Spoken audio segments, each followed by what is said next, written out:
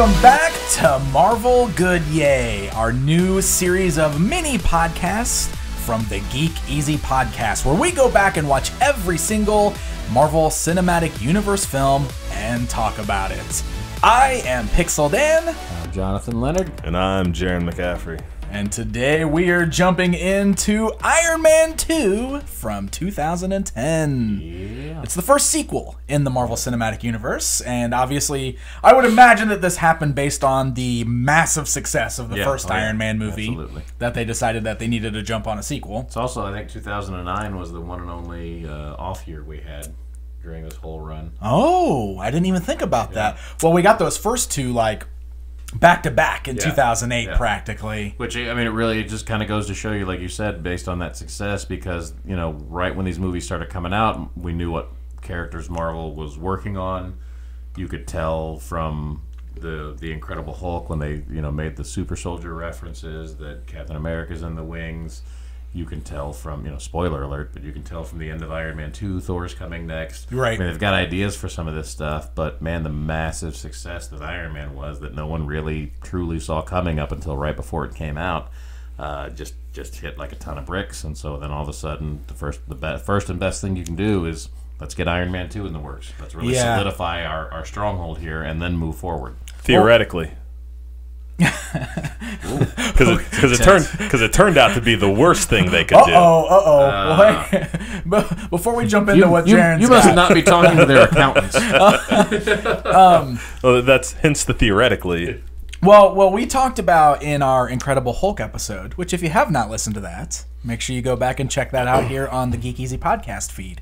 But when we discussed that, we talked about how the little post-credit scene, which was pre-credits in that movie, which was their kind of play on the build-up to a potential Avengers, almost felt like it might have been tacked on because of the reaction to the one that they stuck at the end of Avengers. Yeah. And the one that they stuck onto the end of Avengers felt like it was one of those things where they were like, well, this will be fun just to throw out there and see what happens. Now that we've had this massive success with the first Iron Man movie, we've gotten to this point, and now it really feels like, all right, we're going for it. Yeah. We're going to make this happen. Yep. Because we already know that Thor's coming next after this by the time this movie comes out, right? Thor's already been announced. And plus there's the teaser at the end of this movie, so we know that there's a direction that they're headed now. Yeah. So that's really exciting stuff. All right. Who wants to start then? Do you have any setup for the film for this one, or was that... I mean, not a ton other than, like I said, I mean, they kind of fast-tracked it based on that success there. I think as far as setup goes, the biggest thing you can look at is casting-wise. They kind of rushed Mickey Rourke into, you know, he was coming hot off the heels of The Wrestler, and he was during, you know, his big upswing he had for a while there. And they kind of had that... well, he was in a similar place to... Robert Downey Jr. Coming into the first Iron Man. Yeah. You know, he kind of been, you know, notorious a little bit. Been, you know, was like, oh my gosh, Mickey Rourke. Oh, he's gonna box. Okay, he'll be a boxer now. You know, now he's kind of making this comeback, and it's like, oh wow, okay. And he's getting all the buzz. He's got the Oscar nominations and all that stuff. Well, nomination. But you know, he's in that real upswing there, and so and you'll see this pattern kind of form. Being able to grab those guys. Marvel's great at either picking out up-and-comers and making stars out of them, or getting a few yards out of somebody who's, you know, who's had their run but isn't necessarily, you know, they're not going out and spending money on the biggest names in Hollywood. They're either getting great leverage out of the middle tier guy, or they're building the biggest stars in Hollywood. Very wrestling. You kind of put that, you know. Nice. Yeah, you kind of put that same explanation to it there, though. So, but other than that, you know, it's now we're forming a plan around this stuff. Now we've got a couple of other movies that are either in the works or at least on the schedule. Now we know we're building towards something bigger, and so we've got this vehicle here that we've got the proven star power of Robert Downey Jr. and the Iron Man character. Let's hit another batch of that real quick, and really prime people up. Since we just took that year off, let's start it off with our second bang, so to speak. Well, and they dive full on too into the world building aspect because Nick Fury has a bigger role, like an actual role in this movie. They put Black Widow straight on the movie poster. Yeah. Like, we knew that Black Widow was going to be in this movie from the get-go. Yeah. Like, they went full on, like, here we go, guys. Did we know going into it that that's who she was going to be? Yeah. Oh, I'm pretty sure they showed it in the trailer. Yeah, that scene of her in the full hallway. get-up. Yeah, that was in the trailer. Well, I know in the movie it plays out like a surprise. I couldn't remember. No, I think we where knew. That landed I'm certain we knew. As far as some of that stuff goes. Now, I will say, like, I think, you know, you're doing a lot of trial and error, especially through Phase 1, which they weren't really, they didn't know they were in the middle of Phase 1 yet. I mean, they're still building what they have here. But I think I like this movie. I'll get that part out of the way. It's not my favorite by any means of the MCU. But I think it as a narrative story is hurt a lot by the world building. Like, they bogged down a lot of the middle with trying to kind of ramp up what's going on. And I think it turns that little section into a slog there. But we can discuss that more as we get closer there. Jared, I feel like you've got... Well, before Jaren goes, I want to throw that out there too with my piece. I remember when we first saw this movie, I felt let down by it. Watching it this time, I felt like I liked it a little bit more, but I still, and I can't wait to hear. Jaren's got a page of notes, which I can't wait for him to list. I only have like 4 off. notes. But I don't know if it's just because now the way I'm going back and watching these movies or what it is, but I don't know. I felt like I enjoyed it a little bit more this time. I remember not liking Whiplash at all when I saw it in the theaters, and I remember I liked him better this time. Yeah. I actually really liked his portrayal of the character. Yep. I still didn't really enjoy the end fight, which we'll get to in a little bit. But I liked him as a character, and I liked his motivation for being a villain and all of that stuff. I enjoyed quite a bit. I would say similar to what we had said in the Hulk episode about Emil Blonsky. And kind of how he was terrific all the way through, and then at the end he just kind of gets into the CGI fight. It's the same thing. I think it's the same thing. With it really is. Yeah. Oh my goodness. Mickey Rourke was really good, and then that last fight happened. I will also sing praises of the Justin Hammer character, though. I'm Hammer's really obnoxious. Yes. But that's what he's supposed to be. I know. He's supposed to be the Tony Stark that you hate. No, it's go home heat, bro. It's go home heat. It's X-Pac heat. It's X-Pac heat. I dug it. Like I said, I laughed at most of his scenes. Even at the end there. Well, we'll get to the end when we get to the end. But and that's another future Academy Award winner. Nice. And so we've got 2 Iron Man movies with 2 Academy Award winners as bad guys, and Mickey Rourke with a nomination. So wow, very cool. All right, now I want to send it over to Jaren. I want you to kick this off. All right, man. Where do you want to start? So let me just say, I remember this movie. I remember liking this movie just fine. Yeah. I've always held the kind of. So I say this a lot. I said this a lot about The Incredible Hulk. Mm-hmm. I said this a lot, and The Incredible Hulk and Iron Man 2 were kind of my basis for this movie, or for what. And I say this a lot about Wonder Woman sometimes now, where I feel like these movies are great up until about the middle point, and then kind of at the middle point there's a big fight and the movie should have ended, but then it just kind of speed walks to a big CGI fight that doesn't mean anything at the end. Okay. Yeah. Okay. And so I remembered liking the first half of this movie, and thinking it was fine. This movie is fine. It just kind of ends weak. Yeah. I did not like this movie. Wow. Man, going back and watching this movie, there are things in it I like. I think this movie is like watching it again, and not just comparing it to the other movies. Like when I actually watch it a little critically, I think this movie is a big black eye on the Marvel MCU. Really? Yeah. Wow. I have a lot of issues with it, and some of it is kind of nitpicky stuff, but this is the internet. That's what we're here for, right? Okay, that's what. Yep, Okay. Exactly. So this movie opens, and right off the bat, we meet Whiplash. Yeah. Okay, Mickey Rourke, and we, kind of see him. There's some flashbacks. His dad is dying, and we see some kind of intimation that he has a history with Stark, and Whiplash has a blueprint for the arc reactor. Okay.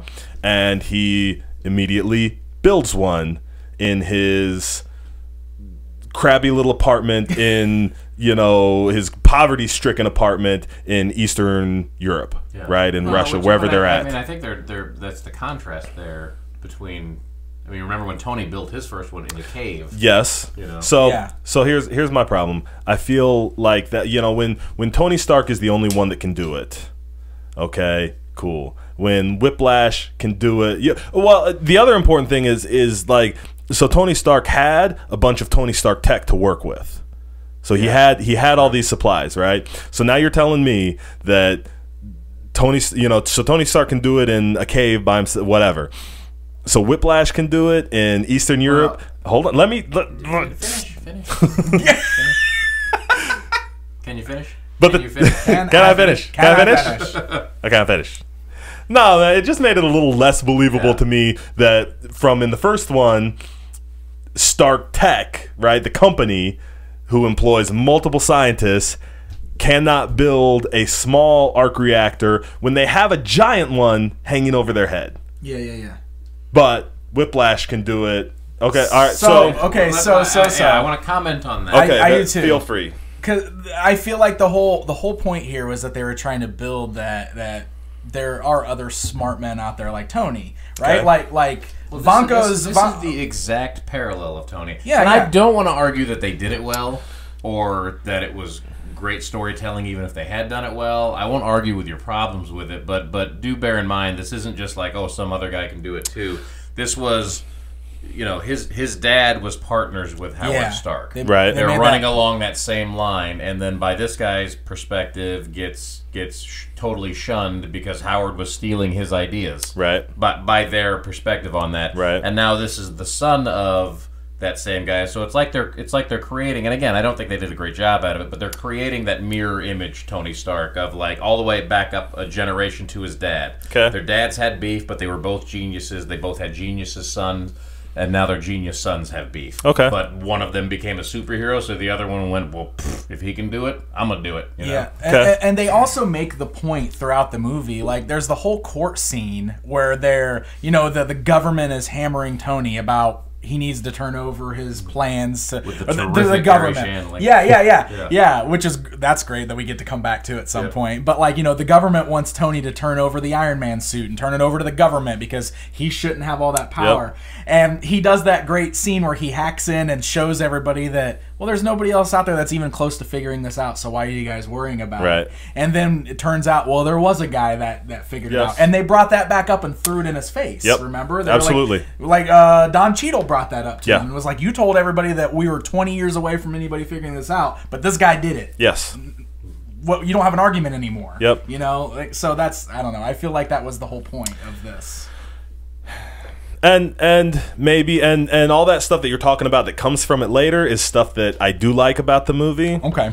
But when I'm watching it right off the bat, it's just a little bit, you know, that whole scene. It just was was outlandish. You know, he can do this. He can do this by himself. Like, where do you get the palladium? Apparently, you know, there's only you know, a sixth of an ounce of palladium in all these Stark weapons, and he needs how much? You know, and you know what I mean. I'm just kind of like, okay. And just the starting point, not like my big gripe, like this is where it falls apart. So right after we see that scene, I have they cut to Tony Stark in the Iron Man suit in a plane. Okay, thank you. That's my first note. Why is he jumping out of a plane? The suit can fly. He jumps out of the plane to fly. And all he does from the crowd perspective, all he does is land there. He could have done that from outside, and just popped up. So I thought that was. I'm glad you guys caught that too. I thought that was so dumb. Because I remembered thinking the Iron Man entrance in this movie was neat. Yeah. You know, and then I watched it and I'm like, oh yeah, here's that thing where he kind of, what is he doing? Why? Well, it was just some pointless misdirection, you know, because they were like had the fireworks going off. They wanted us to think he was maybe flying over, you know, dropping into a war zone, something. Completely pointless misdirection. Like why? You know, it just made it look stupid, especially on repeat viewings. So the courtroom scene. I did like the courtroom scene. I remembered thinking in this movie, you know, man, like part of my memory of this movie, because that Rhodey comes and takes the suit, you know. They want the suit, and so part of my memory is like, the U.S. government does not have the power just to take a billionaire's copywritten, you know, technology. And I had forgot about the scene where he just comes in and makes fun of them for not having the ability to take it. You know what I mean? So so that was a scene. That was a scene I liked. I will say I'm not usually a big fan of normally if you would just drop an F-bomb into a movie like this, it kind of off-puts me, and maybe it's the dad in me, but I think I felt like this like long before then. Like sometimes it's just out of place, but when Gary Shandling just said, like they bleeped him out and everything, but when he just starts cussing straight at Tony Stark, like I died, Mr. Stark. I died. Yeah, that's good stuff. So I feel like there's some stuff in this movie, kind of a thing in this movie. I feel like half this movie is written just to let Robert Downey Jr. off the chain. Sometimes I feel like it's not done very well. This scene is definitely one of those moments, and I feel like it was done well. Yeah. So like I said, there are a lot of reasons I do enjoy that scene. Particularly, he says, "I successfully privatized world peace." That's just a great line. Yeah. Yep. Yeah. Right. Absolutely. That's just a great line. We move on. I have in my notes here, Elon Musk is in that one scene. I don't remember that when he comes into the restaurant and he's like, you know, like it's just Elon Musk, and he's like, "Hey, Elon," and he's like, Elon Musk is like, "I'm gonna make a electric car," and he's like, "Yeah, great. Let me know how that goes." You know what I mean? And so like that's a great bit of like real life foreshadowing. And I can't I certainly did not know who Elon Musk was. At the time, I probably assumed it was some comic book reference I didn't get. Yeah. You know what I mean? So I don't remember that at all. I thought that was kind of cool. And so we'll come to the scene. So I'm skipping ahead to the scene, the first Whiplash scene. Okay. Is there anything you guys want to talk about before that? I don't think so. Really. Okay. This is my absolute favorite part of this movie. Okay. I could cut this scene out. I think this is like I would cut the scene out and watch this scene by itself. It is so. I just love every minute of it. When he shows up. So Iron Man goes or Tony Stark goes and decides he's gonna drive the car. Okay, he gets in the car. He starts racing because they're at some race. What race? Do we know what race is it? Yeah, it's in Morocco. Yeah, they're in Morocco. Yeah. It's some race in Morocco. I think I've seen it in other movies. I've seen it in other movies. I was just about to say.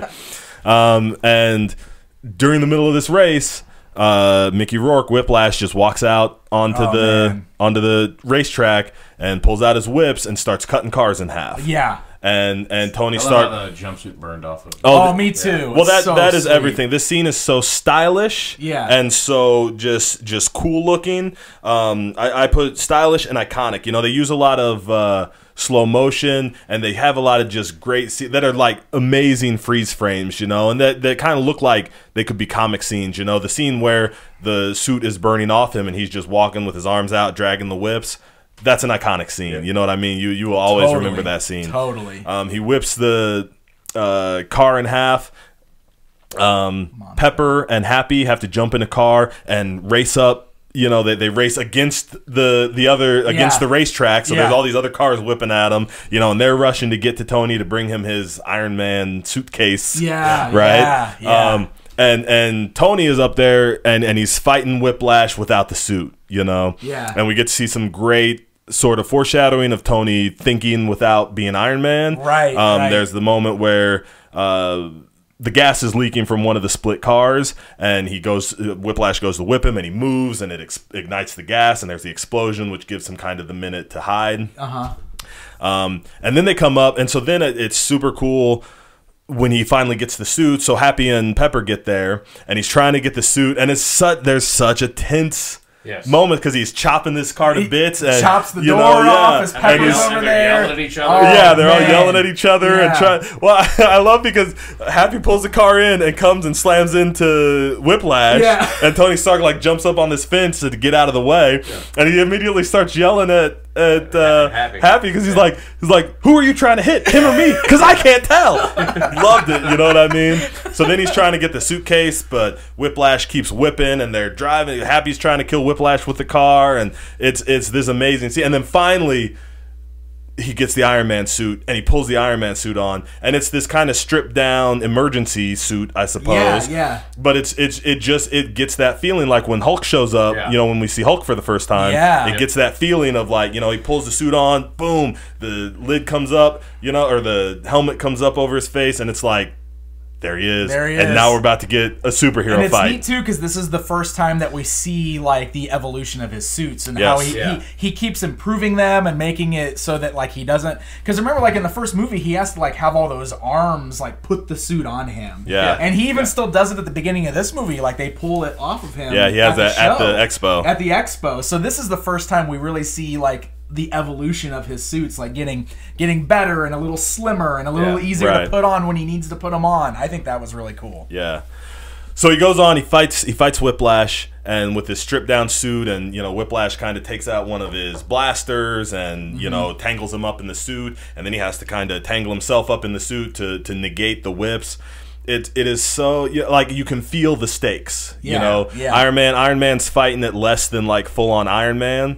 Whiplash, you know, he's never encountered something like Whiplash before, so you get to see him kind of problem solving as Whiplash is trying to murder him. You know, you get and you can feel the stakes so personally, and it's just, I love it. You know, it's clear, it's understandable. You understand he's afraid for more than just himself because Pepper and Happy are there. You can understand. You know, we know at this point why Whiplash is trying to murder him, you know, and kind of blames him for his dad and stuff. We don't know the full backstory, but we understand he's here to kill Tony Stark with these electrified whips. It's amazing. I'm with you. I loved this scene. And watching this scene back was a total surprise to me because I didn't remember liking this scene as much as I did this time. And I was real impressed. Like I already had since I had started rewatching this movie, I was really digging Vanko's build up as Whiplash because I like his backstory. I like his reasons for hating Stark or whatever.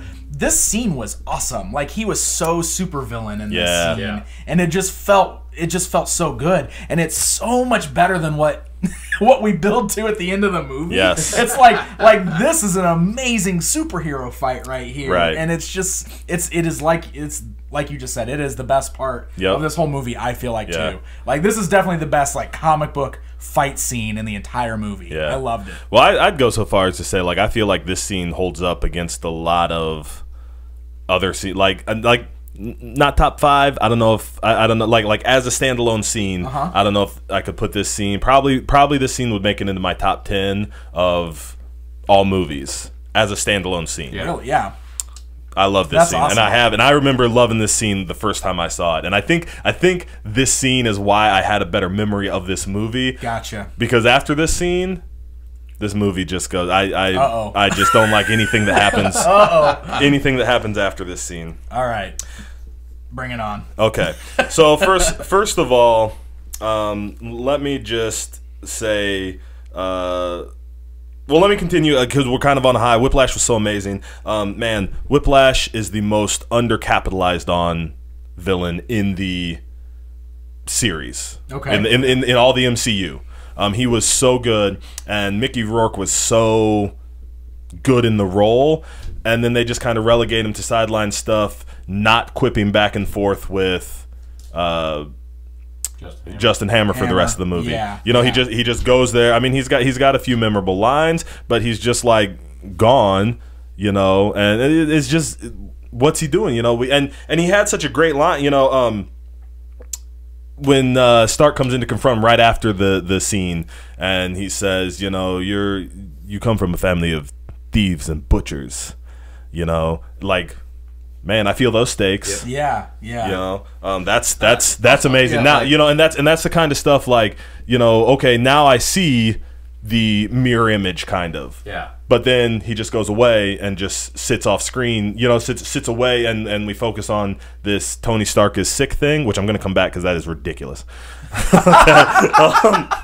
That's a huge problem. And just a real slog. It's a real slog, you know. He you know, a few things are funny. He wants his bird. Why does he want his bird? That's completely superfluous to this movie. Well, like that stuff is funny, but it adds nothing and it just diminishes. You know, we've got this guy. You know, he immediately jumps on breaking out of jail. You know, towards the end, there's those two. He leaves those two bodyguards. He's like, these bodyguards are gonna hurt you, and he just murders them instantly. You know what I mean? One of the things I noticed, it's just kind of one of those weird nitpicky things, and I didn't dislike it. To the level we're going into or anything like that by any means. But the less I talk about that all the time, the less I like a movie, the more I catch weird little things that I don't. When they're doing that scene where he's escaping from that prison, and he kills that guy and leaves him in his cell, and then just walks out, and that prison guard goes up to like stop him. Like, and he yells at him, and man, he puts his arm on Mickey Rourke's shoulder from behind, like to stop him, but he is like sprawled out and got his arm, and there's this weird pause. It is a Nolan-esque level of awkward action coming. You know, like it is just weirdly placed, and then all of a sudden he just turns around and punches him and goes, and it's like, what a weird setup. That was basically the security guard just shouting, "Hey, punch me!" Right in the face. Okay, you know. Oh man. Yep. So I think it's a huge misfire that we just didn't get anything with more with Rourke. I think Rourke could have been built to a better. For sure. But instead they were just like, let's just have him play off Justin Hammer the rest of the movie. Which I think, like, again, I think it's another thing where, like, I like the idea of what they were going for. I don't think they executed that well. Because I feel, especially in retrospect, the more times I've watched this movie, probably not the first time, but every subsequent viewing, I've always felt like the whole point of those kind of awkward scenes between the two is basically like just build up for the fact that Whiplash is just totally blowing this dude off. Right. And I think that's where the bird thing came from, I thought, too. It's like, well, you go and find my bird or whatever. Yeah. You get out of my hair. You go figure something out, and I'll take care of like working on these drones or whatever I feel like doing. But it doesn't play that well. Yeah. You know, like it doesn't flow that. Well, yeah, and he's definitely playing Justin Hammer. Yeah. You know, the instant he walks in there and sees what Justin Hammer wants him to do, he knows what he's actually going to do. Yeah. You know, and so I get that. I can appreciate that, and I think you're right. I can look at it and say, well, I know what they were going to when you have what they were going for. When you have Mickey Rourke and help me out, Sam Rockwell. When you have Mickey Rourke and Sam Rockwell, and you blow it that big, you know what I mean? You can't deliver what you were going for. Yeah, you don't get credit for what you wanted to go for. Fair enough. You know what I mean? That's how I feel. Okay, so having said that, now the science. Okay, science in this movie.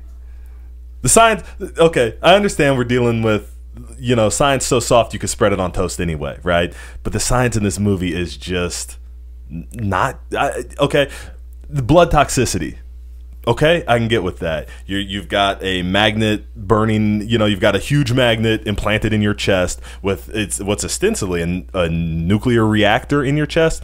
Yeah, you're probably going to have some blood toxicity in that. The way, so I think it's kind of neat the way they showed it, like the rash thing, and how it looked kind of techie. Yeah. Like at the one point, Black Widow comes in and gives him the shot when he's finally talking to Stark to Nick Fury for the first time, and finds out that Romanoff has been working undercover with him basically, and she comes in and gives him that shot, and immediately the rash recedes. That's not how blood poisoning works. I don't care how good your shot is. Okay, I get super mad. So we build to the end where to solve the blood toxicity problem, he has to invent a new element, which I'm coming back to. Okay, so when he puts this thing in it, when he puts this new element in his chest, and his arc reactor starts glowing so bright it's blinding, and it instantly cures his blood toxicity. That is not how that works. Okay, and no, I don't care how soft your science is. What? So now is it a battery and a dialysis machine that recirculate? The battery is not circulating the blood, and it would not. Putting a cleaner burning fuel source in there would not cure his blood toxicity. No. So it may, I cannot like I am no scientist, I'm no doctor, but I cannot overlook that. It is in just fairness, you've terrible. Never used an arc reactor, John. Yo, I saw it work in the movie. No, it happened. It worked. He was fixed. That's not how that works. All right, so that is not how that works. Okay, I'm mad. I get mad in this movie because the timeline is crazy vague. Okay, like we can watch the first one, and there has to be some time in there where, like, there has to be months, if not years, where he's developing this suit and learning how to fly. They act like it's a couple weeks, and all of a sudden he's got this Iron Man suit, right? There has to be like a long time in there. I can get with. I can accept that fluidity a little bit. He straight up builds a super collider in his basement in this one. Yeah. Okay, like how long by himself? Yeah. So we discovered that he's going to have to build this new, or he's going to have to create this new element, and his dad hid secretly this element in the design of the huge, the future World Fair. And Epcot. It's Epcot. You saw the parallels with like Walt Disney and like the vision of the Tomorrow World and stuff like that, right? Like that's totally what that's supposed to be. This is way before Disney was involved. I know, right? But that's totally what they're doing with those Stark videos. They're very Walt Disney-esque. They're very Walt Disney-esque. Oh, for sure. Yeah.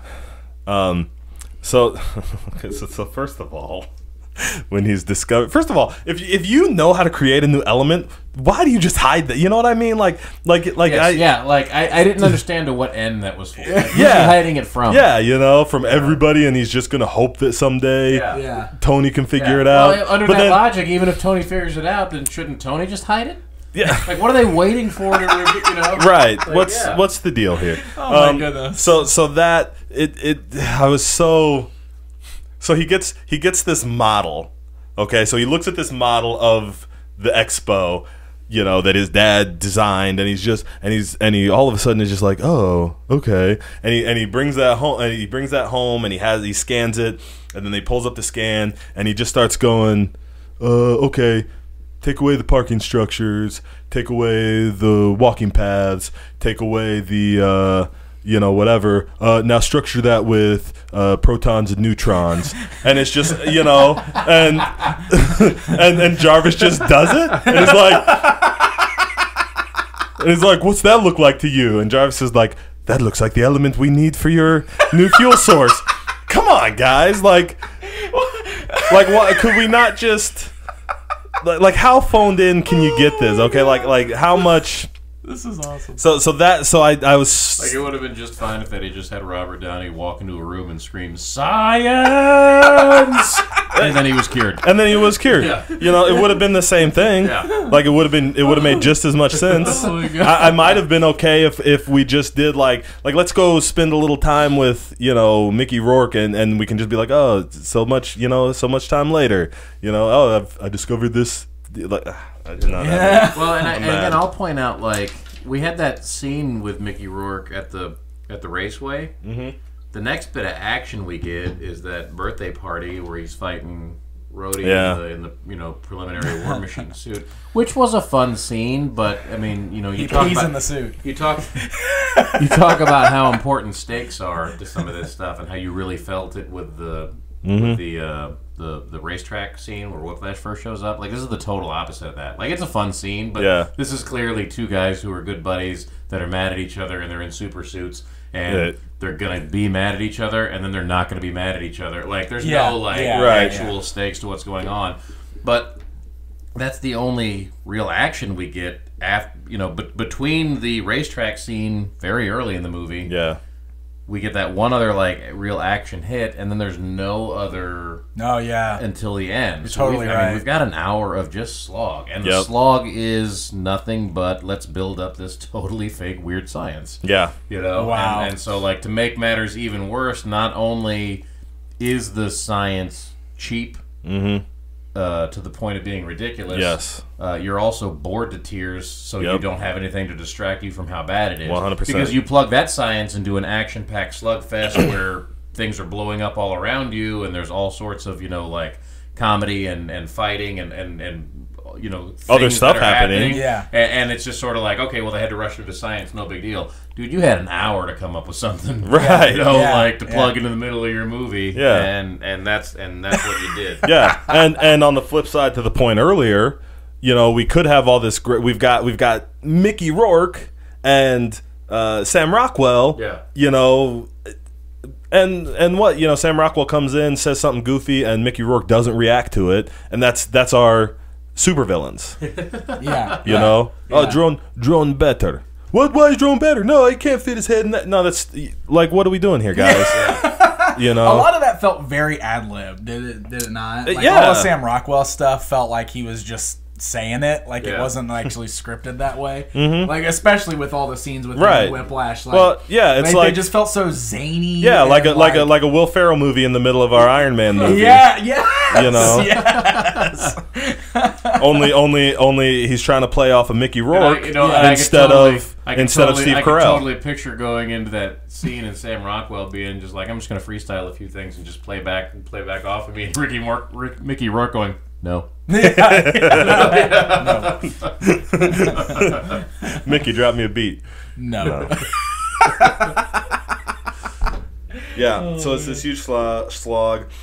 So Shield traps Stark in his home. They're basically like, you can't leave until you develop this new. Like they just tell him he can't leave and then book it out. They haven't actually, you know, like. Yeah. So does Nick Fury know that his dad hid the answers to a brand new element?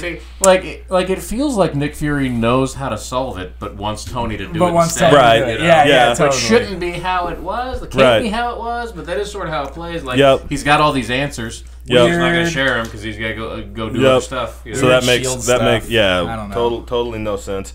I do love the scene with Stark in the Iron Man suit, hungover in the donut, eating donuts. Oh man, it's just such a, because I've had a bit of apple juice before, and I've gone for donuts the next day with a little bit of an apple juice headache. Yeah. And so I found that very relatable. I was like, I know that feeling. I know exactly how he feels right now. So I did enjoy that.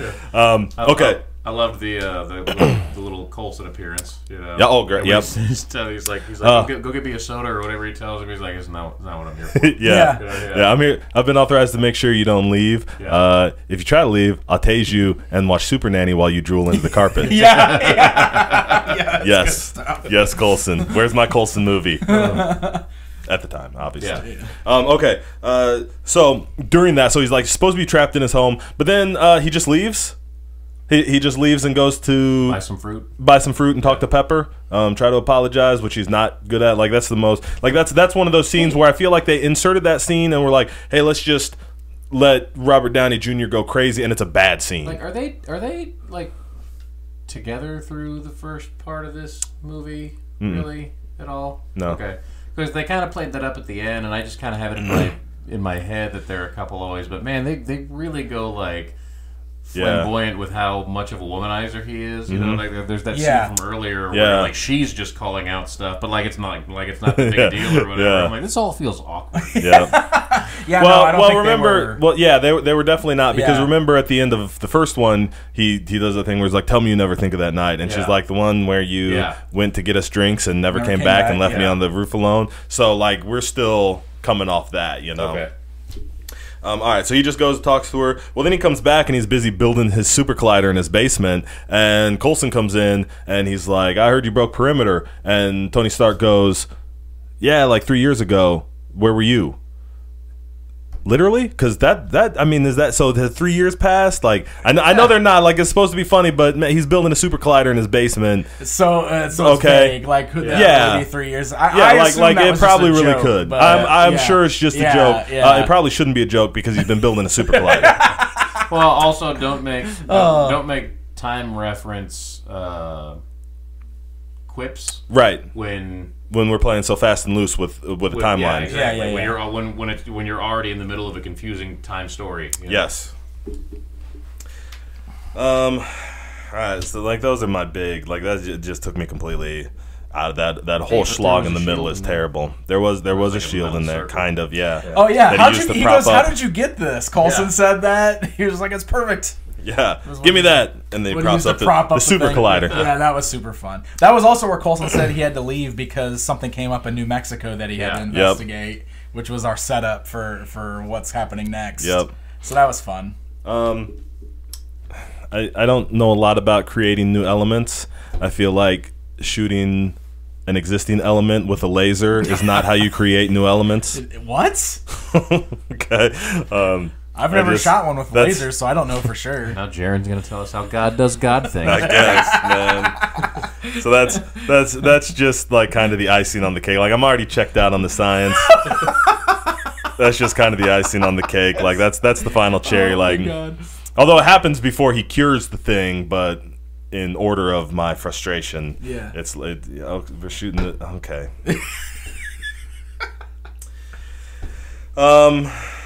I love the line. Okay, so now we're heading towards the end and the big climax where we find out that all this time Whiplash has been building drones for Justin Hammer.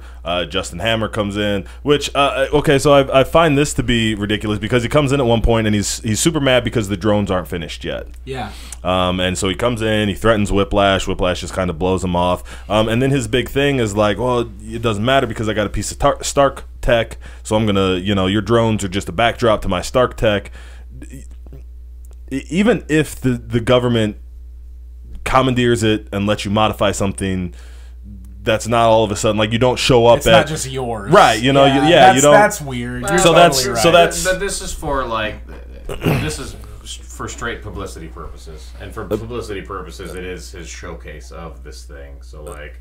But you can't. That's not how that works. Yeah, why did the government just say, "Okay, build this"? Okay, now take it to your show and show weaponize it now. Go show it off. Yeah, I feel like that's not. That doesn't make. That makes sense. That makes super. Yeah, you're putting way too much faith in the government.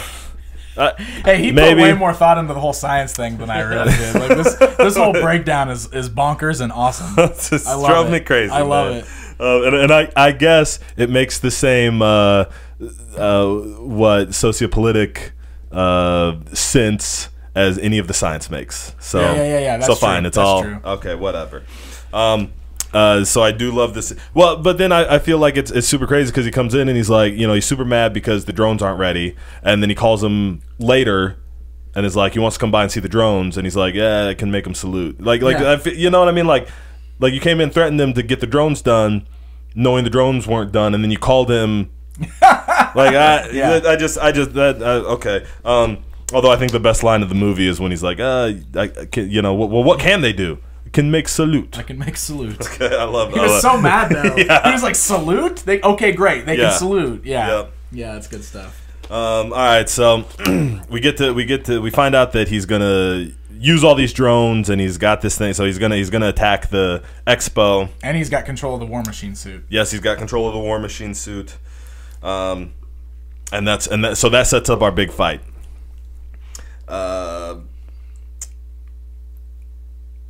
He shows up. Okay, so he makes his thing. I'm just sequencing it in my mind. Trying to come back down a little bit. so Stark flies right into his own expo. Yeah. Right, yeah. and it's just like and just lands, and he's just like that whole scene is just like a. Well, I guess Whiplash calls him, right? So Whiplash calls him, lets him know he's gonna blow up the expo. I'm gonna destroy the expo with all these drones and everything. Yeah. So he quickly jumps in his suit, flies over, shows up, and this is just kind of a thing in movies. It drives me crazy in all movies. It stands out here to me because he's just being so vague. Instead of flying in and being like, well, hey, guess what? Whiplash is still alive, and he's got all these drones. He just comes in and he's like, we got to get all these people out of here. He's like, War Machine's like, well, why? He's like, because everybody's going to die if we don't get everybody out of here. Well, who's going to kill everybody? Well, you and everybody else. Well, that's crazy because I'm not going to. No. Whiplash is going to make... You know what I mean? It's just this super vague, whereas if you had just dropped in and been like, look, Whiplash has control of this stuff. Everything's about to go crazy. We got to get everybody... like... Speaking clearly, communication, bro, totally. Communication. And I understand. Okay, so that just bugs me. It bugs me extra. That's totally in this a movie thing, though. Yeah, You're for totally sure. Right. That happens in all the movies. Yeah, and it always drives me crazy. But when I'm already mad at a movie, it just stands out even more. Yeah. So of course the drones start going crazy, and Whiplash is controlling the War Machine suit, and then we just get this. So this infight just becomes like a fireworks show, and they're just flying around. There's no stakes, there's all these drones, so we don't, we don't care what happens to these drones. Yeah. And they're flying around, and we get all the special effects, and there's lots of explosions. None of it. There's a little bit of tension in this first one because Rhodey can't help him, and I thought it was kind of interesting that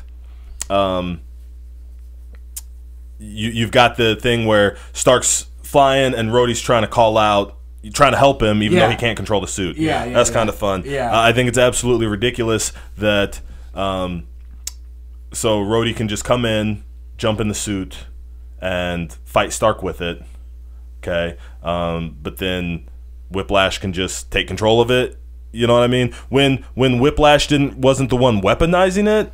You know what I mean? So, like, at what point? I guess we never at what point did Whiplash? Yeah, we never saw how Whiplash got a chance to do anything to the War Machine suit. They even present it. They don't present it like he had that chance, because when Justin Hammer comes in and is like, "Oh, I've got a Stark Tech suit," he's not like, "I've got a Stark Tech suit. Your primary thing. I need you to go weaponize this." He's like, It goes right back to the whole the junk science anyway, because in the world they've set up, like they weaponized it using Justin Hammer computers or Hammer Tech computers or whatever.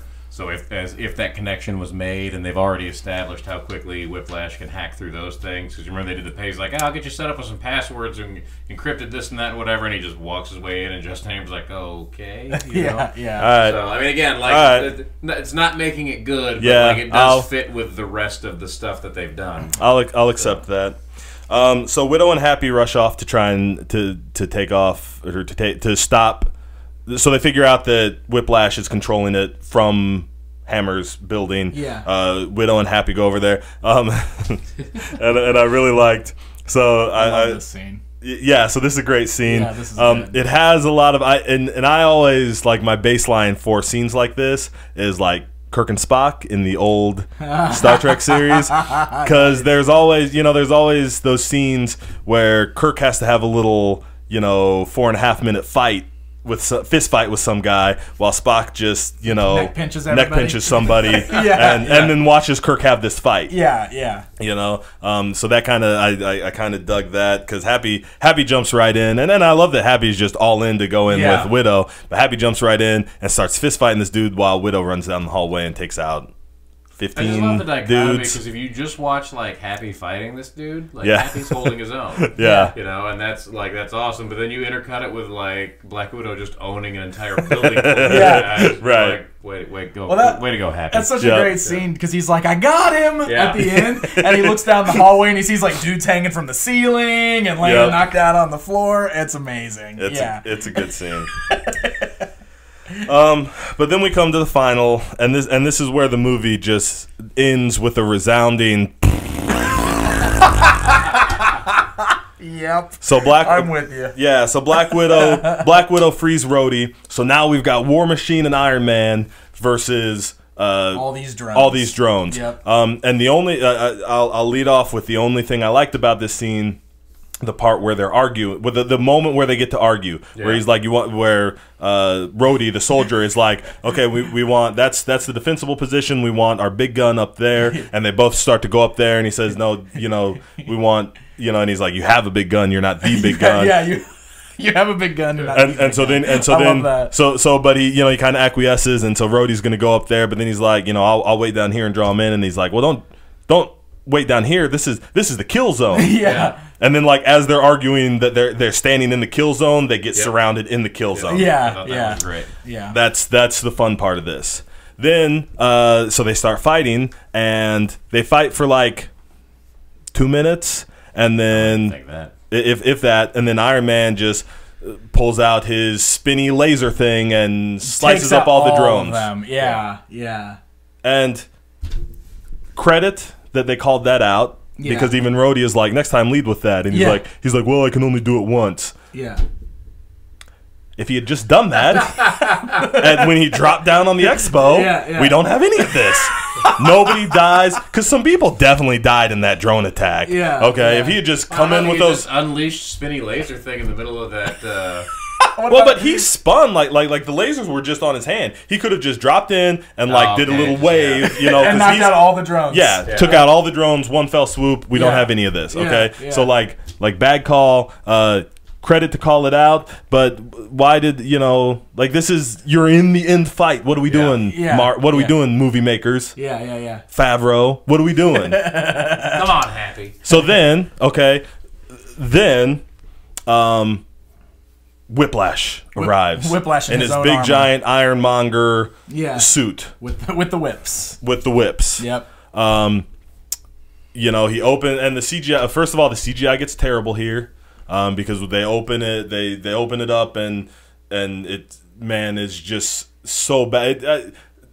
Mickey Rourke looks like, you know, like when you have the cutout board with like a picture on it and you stick your head through the hole. That's what Mickey Rourke looks like in this CGI. Yeah, so bad. Okay, but we've got this big suit. Oh my gosh, are we gonna have a great big fight here? We even have kind of the build up where War Machine pops his little missile, and the ex-wife, he's gonna shoot him. Oh, I like that part. That's funny. It's a dud, right? It doesn't work. Well, it's hammer tech. Yeah, that's fine. Yeah, you know, and they do that. That's a laugh. Yeah.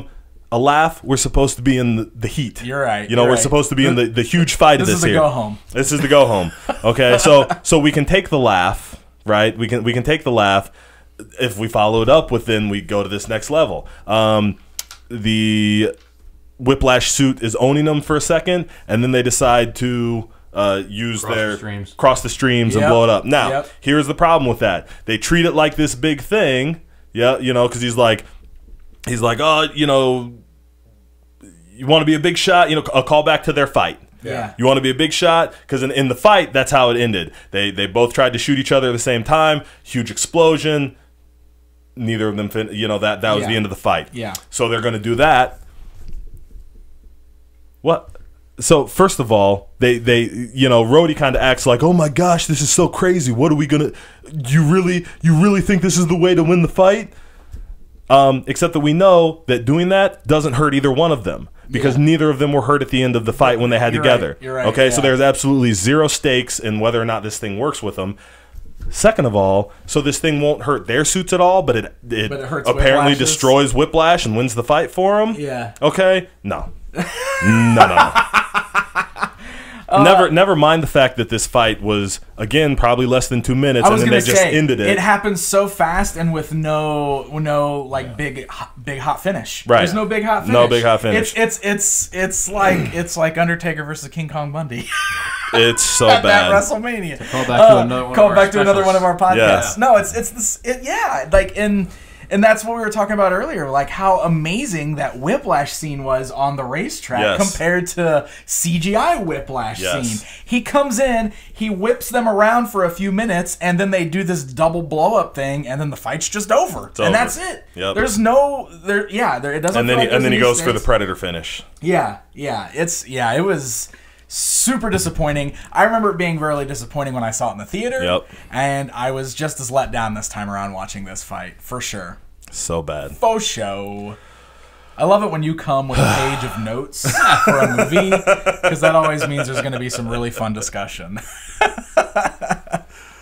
Awesome. I feel vindicated. You got it all off your chest. Yes. You're feeling good about it. Yep. All right. I can't argue any of your points at all, and I think the only one I could argue we did already.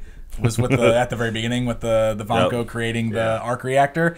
All the rest of them you're totally right on. You definitely put a lot more thought into the science stuff than I did. I don't know if I just didn't care enough to like I just let it breeze on by. Yeah. I agree with that whole part being a slog. Yep. Yeah. There was not as much action as I wanted to see. For sure, especially after that amazing racetrack scene. Like it's one of those things where they gave us such a hot scene right there with all that, and you kind of wanted to just see more of that, and then we didn't really get any more of that. Like that was the big fight of the movie right there, like, you know, towards the beginning ish of the film. So that's that's rough. Such a long period with nothing. Long period with nothing else. Even the little bit that they do, there's just no feeling or stakes towards. Yep. You know? I'm with you. I did still enjoy it more the second time around than I did the first time, and I don't know if that's just like a context thing. I don't know. Well, and I would still say, I think if you've got 20 or 21 movies, and I'm not sure if this is the bottom of my list. It's definitely bottom 5. It's definitely bottom 3. It's gonna be down there. Probably bottom 2. I don't know exactly where it ranks. This but has been at the bottom of my list from the day I saw it, really? and it has not even threatened. It's going to be. It has not even threatened to budge. It may be my bottom one. We'll see when we get there. But spoiler alert. what I'm going to say, and I feel like you'll disagree, which is fine. But I'm going to say if you've got a 20 movie franchise and this is the absolute worst of the installments, I think that's saying a pretty positive note overall. I mean, I just spent an hour ripping this movie to shreds. Yeah, man, you did. I'm not looking for you to agree. No, yeah. I'm saying my opinion. I don't I understand what you're saying for all of it. Overall, I was still entertained by it. It's not the worst comic book movie I've ever seen. I will acknowledge that there are plenty of movies I consider worse movies. Yeah. And if we want to do hours on those, we can do hours on those and then compare. Sure we will. But this is I think this is when you fail when you turn in, because I feel like this is bad on a wide gulf between the next worst Marvel movie. You know, I think this is, like I said, I think this is a huge black eye when you fail this spectacularly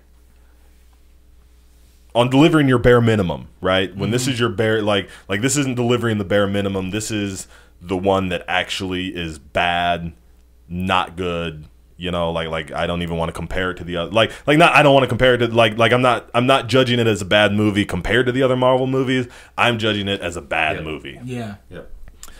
So what's your star rating?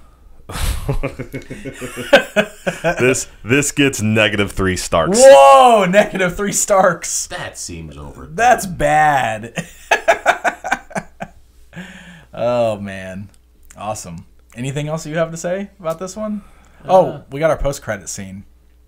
I guess So our post-credit scene plays up on what Coulson said when he left. He said he had to head out to New Mexico for a new assignment. So at the end credit scene, we see him pulling up in the desert to a huge crater, just calling back to S.H.I.E.L.D., saying that he found it. Yep. And then they do a quick zoom in on Mjolnir in the middle of the crater, which was a pretty cool moment when we saw that in the theater, for sure. Sure. It's that's an important thing, and we'll definitely dig more into that when we get into the next episode when we're talking about Thor. But I will say, it's one of those moments where you're excited because you're enjoying the Marvel Cinematic Universe to this point, to whatever level. You definitely, even if you didn't like this movie, you want to see more.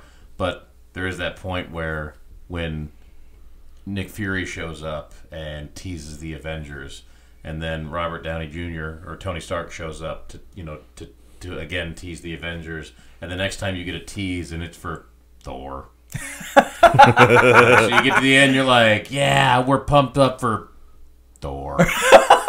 Now, as it turns out. But no, we didn't know that then. Right. We just knew that what's up next? Yep. Thor. Yep. Yeah, I know, right? Awesome. Very cool. All right. Well, hey, that was our discussion on Iron Man 2. I enjoyed this. This was fun. Yeah, I mean, I still like it. Well, I enjoyed the discussion part of it a lot.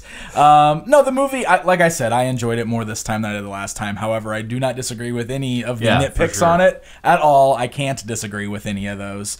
Whiplash was absolutely underutilized, especially like the first half of it was so strong for him, and they really let that go to crap towards the end of the movie. So, Thor will be our next discussion, so that'll be a really fun one to revisit because I hadn't seen that movie for quite a while, and I've already watched that one in preparation for our discussion, so I'm real excited to talk about that one. That's going to be a lot of fun.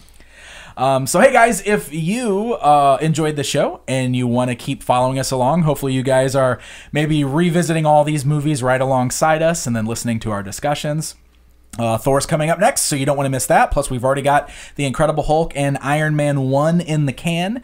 We are uploading these directly to our current feed for the Geek Easy Podcast. So if you're already following us, you're getting these. If not, please do follow us. We're on iTunes, we're on Google Play, we're on Stitcher. Anywhere that you can listen to podcasts, you should be able to find us. And the video version is also available on YouTube. Just a very simple search for the Geek Easy Podcast should return those results. So subscribe and follow and rate and review and all that good stuff to help us spread the word on the show. You can also find us over at Facebook. Just do a search for the Geek Easy Podcast. We always love to hear your thoughts on this stuff as well, and we love interacting with you guys there on that platform.